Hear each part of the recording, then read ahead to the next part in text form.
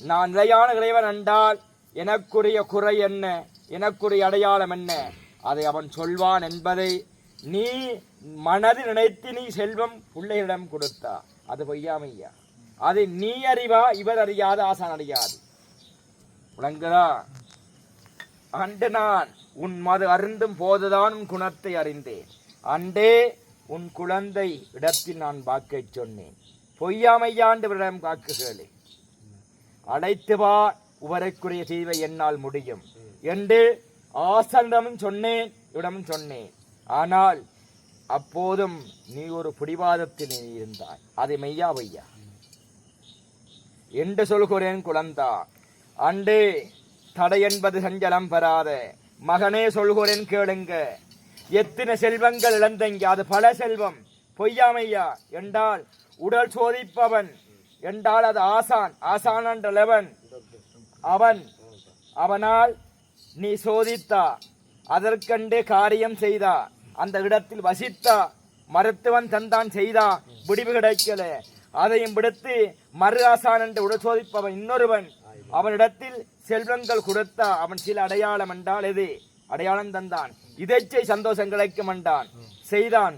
தீட்டான விடக்கூடாது என்று விளத்தி வை என்றான், நீ விளத்தி வைச்ச காரியம் செய்தா பொய்யா? ஆனால் எதுவும் கிடைக்கலையே. செண்டாசன் காரியம் செய்தான், விடை கிடைக்கல. தேவதைகள் வாக்க சொன்னது குலதேவதை, பூததேவதை அல்ல, குலதேவதை. பொய்யொன்று சொல்லு வாப்ப வேண்ட வாக்க. சுடல வைரவன், சுடலகாளி, காடேரி கம்பளி வைரவன், ஊத்தகுடியின் உதிரமகாளி என கணக்கு அனைத்து தேவதையும் உனக்கு வாக்கு தரல. மாறி பேச்சு காளி வீரபத்திரன் உதிரம்மா ஏனைய தேவதை வாக்கு தந்தது. அது குலதேவதை, பூததேவதை அல்லையே. வாக்கு சொல்லு வாப்ப என்ற வாக்கில் எது பொய்யண்டு என்று சொல்கிறேன்.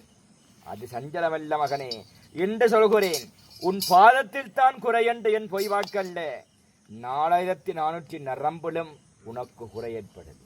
சொல்லு பாப்பம், நீயும் உன் பிள்ளையும் சொல்லு பாப்பம் என்பார் பொய்யண்டு.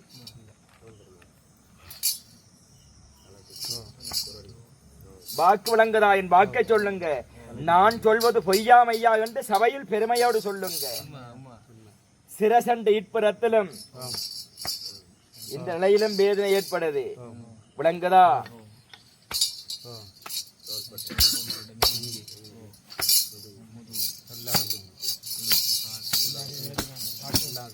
நானான காரியம் 4400 நரம்பிலும் உனக்கு வேதனை ஏற்படுது.